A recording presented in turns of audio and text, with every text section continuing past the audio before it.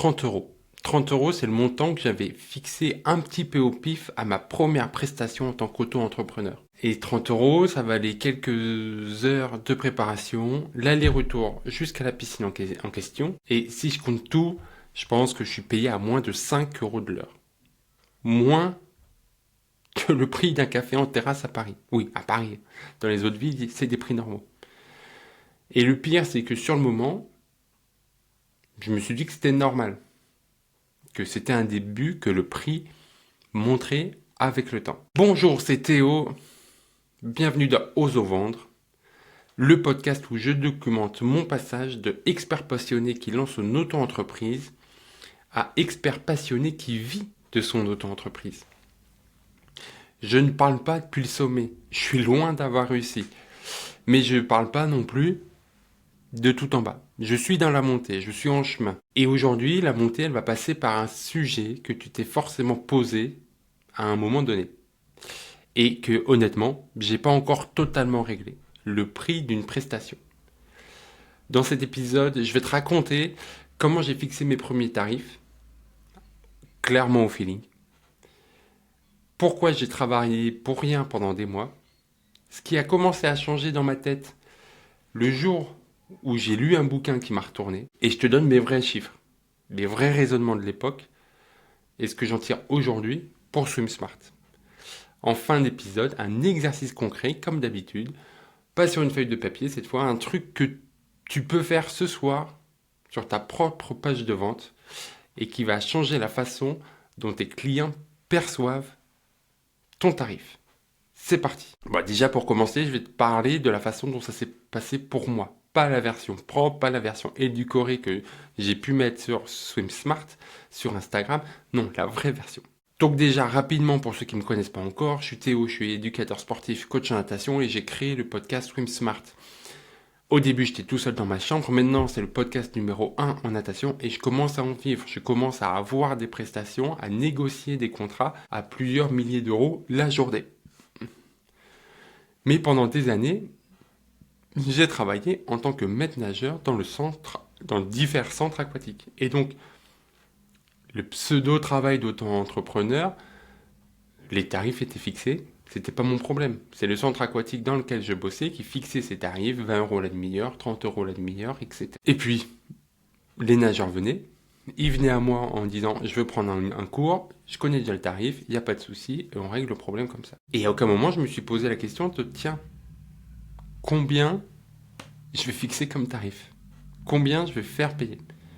Donc quand j'ai lancé Swim Smart, au début, c'était dans l'idée d'avoir des clients pour faire des accompagnements en natation. Et il y a une fois, on vient me voir et on me demande, ok, c'est combien? Et j'étais un petit peu pris au début, j'avoue que j'ai fait au pif. Je me suis dit que le SMIC, il est environ à 10 euros, et on va faire 30 euros. Je me dis que 3 fois le SMIC alors que je suis un éducateur spécialisé, ça me paraissait cohérent, ça me paraissait correct. Et d'ailleurs, un grand merci à Franck qui a été mon premier vrai client avec Swim Smart. Et je le remercie. Et là, il écoute ça, il est en train d'apprendre que le prix, je l'ai fixé au pif. Et à ce moment-là, j'étais content. Je me disais que 30 euros pour 3 fois le SMIC, j'étais content, j'étais bien payé. Mais le problème, c'est que cette croyance-là, cette façon de calculer, de fixer le tarif, non seulement elle me sous-paye, mais en plus, petit à petit, elle me donne envie d'arrêter. Parce qu'imaginons que j'ai 30 euros à la séance. Même si je remplis tous les créneaux de la semaine, t'imagines combien de séances il va falloir pour avoir 1200 euros par mois? Alors, on va faire un bref calcul. Ça fait du 300 euros la semaine, ça veut dire 10 euros. 10 séances, pardon. 10 séances par semaine pour y arriver. Et ça, c'est une semaine parfaite. On sait très bien que la semaine, elle va pas tout le temps être complète, qu'il y a des semaines où la piscine est fermée, qu'il y a des semaines où les gens sont en vacances, il y a moins de gens. Et du coup, entre les annulations, les créneaux vides, les semaines creuses, la réalité, c'était plutôt 4 ou 5 par semaine. Et du coup, je te laisse faire le calcul, on n'est pas à ce que j'espérais à ce moment-là. Et on est loin d'avoir un revenu suffisant pour en vivre. Et en plus, ça c'est un gros problème de ne pas avoir suffisamment d'argent pour en vivre. Mais c'est pas le plus gros des problèmes. Le plus gros impact, c'est celui-là, c'est celui de se dire, je travaille énormément, je travaille beaucoup, mais je gagne pas beaucoup. Et j'ai eu des moments où je pensais que c'était la faute des clients, que moi je donne du gratuit avec le podcast, mais eux ils payent pas, que moi je leur donne des compétences et ils se contentent de faire 3-4 séances alors qu'ils pourraient en prendre plus, qu'ils pourraient en prendre plus régulièrement. Et cette tension, cette fatigue, bah, petit à petit, bah, tu perds l'envie de travailler. Et je dois avouer qu'à ce moment-là, ma femme compensait. Elle ne dit rien, elle est contente de le faire, mais moi, c'est une charge pour moi à ce moment-là. Alors, pas qu'elle m'aide, mais de ne pas être à la hauteur. Donc, ouais, un petit peu de honte qui se met, un petit peu de culpabilité, un petit peu de plein de sentiments. Et donc, forcément, quand tu vois que tu gagnes pas assez, tu te dis soit faut que j'ai plus de clients, soit faut que je les fasse payer plus. Et là, je pense que mes années passées dans le salariat, ça m'a un peu perturbé. Et on y reviendra plus tard. Et à un moment, je lis un livre. Je lis un livre, c'est Rajoute un zéro. C'est Rajoute un zéro. Le livre, je l'ai prêté à Séverine depuis parce que ça a quand même pas mal bouleversé ma vie. Et en fait, grâce à ce livre, j'ai eu un déclic sur la façon de voir le tarif d'une prestation. Jusqu'à présent, j'étais en mode, tiens, ça me prend 1 heure, il faut que ça coûte tant.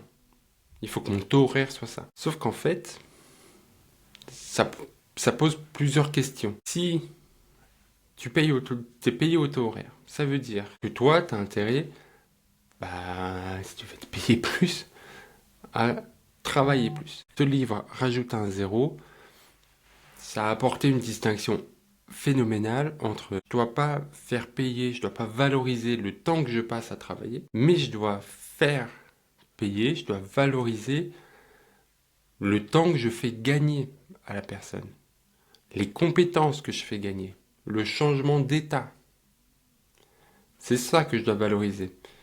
Parce que si je fais payer le temps passé, imaginons que je fais payer le jour où j'ai mon diplôme, où je viens de recevoir, où je prends beaucoup de temps à écrire une séance, du coup je serai plus payé qu'aujourd'hui, où j'ai plus de 10 ans d'expérience et où ça va beaucoup plus vite, où les connexions se font plus vite, où mon expérience a priori. Et grosso modo, le client, ton prospect, la personne avec qui tu vas faire cette collaboration, elle s'en fiche.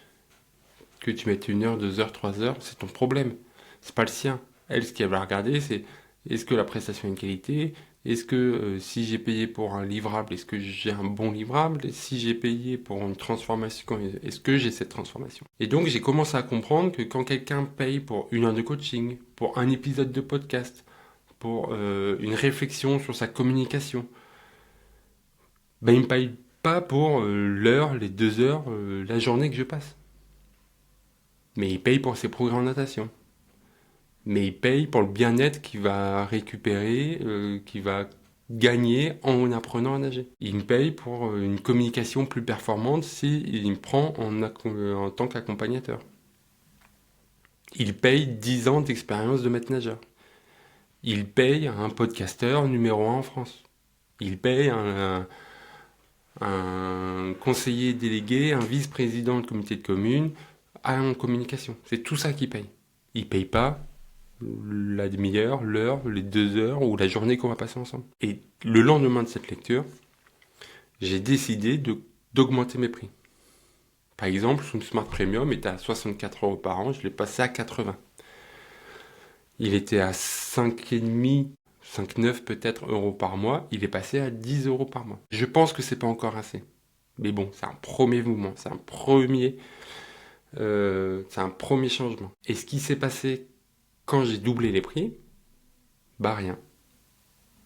Personne n'est parti. Personne n'a dit c'est trop cher. Et les nouveaux abonnés, ils payent le nouveau tarif sans sourciller. Le prix que je n'osais pas imaginer au lancement de l'abonnement premium, ce fameux 10 euros par mois, maintenant c'est le prix normal. Et je ne vais pas te dire que j'ai réglé tous mes problèmes. Je ne vais pas te dire que j'ai trouvé la solution pour fixer mon prix. Mais par contre, la voie, elle est ouverte. Les changements sont en train de s'opérer. Ma méthode pour fixer le prix est petit à petit modifiée. Maintenant, je commence par la valeur livrée, pas par le temps passé. Je me pose la question, qu'est-ce que ça change pour la personne qui va prendre mon accompagnement, qui va prendre mes entraînements, qui va prendre une demi-heure, 1 heure avec moi en coaching? C'est ça que je me demande. Je me dis, qu'est-ce qu'elle gagne?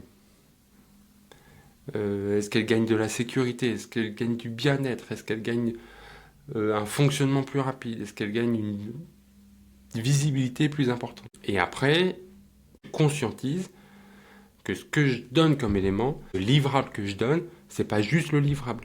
Quand je donne un plan d'entraînement Swim Smart, c'est pas juste 30 minutes de mon temps à faire la séance. C'est 30 minutes de mon temps à faire la séance et plus de 10 ans d'expérience en tant qu'entraîneur. Et plus de 20 ans en tant que nageur. Et plus de 100, 200, 1000 nageurs accompagnés. Quand je vois une prestation de podcast, c'est pas juste une interview de 2 heures.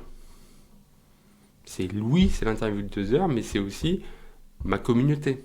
C'est aussi mon expertise. C'est aussi mon expérience. Et après, je regarde combien de fois ou quelle va être la durée de vie du livrable que je vais donner. Si je donne un conseil qui fait que le jour J il peut utiliser mais que le lendemain ça marche plus, le prix va être un peu moindre. Si c'est un conseil qu'il va pouvoir utiliser maintes et maintes fois, le prix va être plus important. Et pour être honnête, le réflexe du taux horaire que j'ai, il n'est pas mort, il est toujours une part de... Il est toujours un petit peu présent dans ma réflexion. Mais maintenant, je sais que cette voie, c'est pas la plus importante. Que c'est plus... J'utilise plus pour vérifier qu'un prix, que je sois pas perdant non plus. C'est plutôt à ce moment-là. Mais mon produit que je vends le plus en ce moment, c'est un pack pour les entreprises à 1500 € prix de base, qui comporte 3 interviews, quelques épisodes solo. C'est pas juste les 3 interviews. C'est mon expertise, mon humanité, ma communauté qui amène de la force à l'interview. Et aussi, c'est un produit durable. Spotify, ceux qui ont pris un pack il y a 1 an, il y a encore des écoutes actuellement. Et maintenant, à toi. Maintenant, c'est à toi de travailler. Ce soir, tu ouvres ton espace LinkedIn, ta page, ton post Instagram, l'endroit où tu affiches ton prix principal. Quel que soit le format, ça peut être ton site internet, ça peut être ton Instagram, ça peut être ton Facebook, ça peut être un PDF, ça peut être un mail type que tu envoies. Mais quand un de tes prospects vient te voir et te demande c'est combien, vers quoi tu l'envoies? Donc tu relis ce que tu as écrit et tu vois à chaque fois que tu parles de temps. Séance d'1 heure, accompagnement de 3 mois, coaching, formation de 6 semaines, etc. Et chaque fois que tu trouves une durée utilisée comme justification du prix, pas comme cadrage mais comme justification du prix, remplace cette ligne parce que ça change concrètement pour la personne. Pas ce que tu fais toi, mais ce que elle gagne. Par exemple, quand moi j'ai fait cet exercice, je suis allé sur mon site internet et il y avait plan d'entraînement mensuel. Et j'ai remplacé par un plan qui t'indique exactement quoi travailler à chaque séance pour ne plus nager en mode automatique. Parce que c'est ça que le client, que le prospect cherche. C'est cette transformation-là. Donc le prix, lui, n'a pas bougé. J'ai pas modifié mon prix. Mais la perception de ce que la personne achète, elle a bougé. Il passe plus à « tiens, j'ai un entraînement d'un mois ». Il passe à « tiens, cette sensation de pas savoir quoi faire, je l'aurai plus ». Et t'as pas besoin de changer ton prix ce soir. T'as besoin de changer la façon dont tu le présentes. Parce que moi, je pense que tant que ton offre parle de temps, ton client, lui, va calculer un taux horaire dans sa tête. Et toi aussi. Et donc, c'est pas positif. Quand il y a plan mensuel à 10 €, lui, il voit juste, tiens, 10 € pour un mois de natation. Si c'est plan qui t'enlève cette impression d'être perdu dans l'eau, il va plus facilement le quantifier à 10 €, voire plus. Donc voilà, j'ai fixé mon premier tarif un peu au feeling. J'ai travaillé pour rien et pendant longtemps, j'ai cru que c'était normal.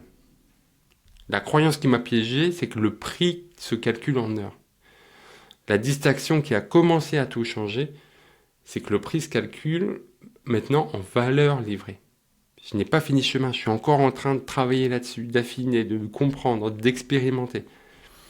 Mais au moins, je sais dans quelle direction je vais. Je veux que la personne passe de dépense 10 euros pour un mois à je dépense 10 euros pour ne plus jamais être perdu. Et reprends le contrôle de ma natation.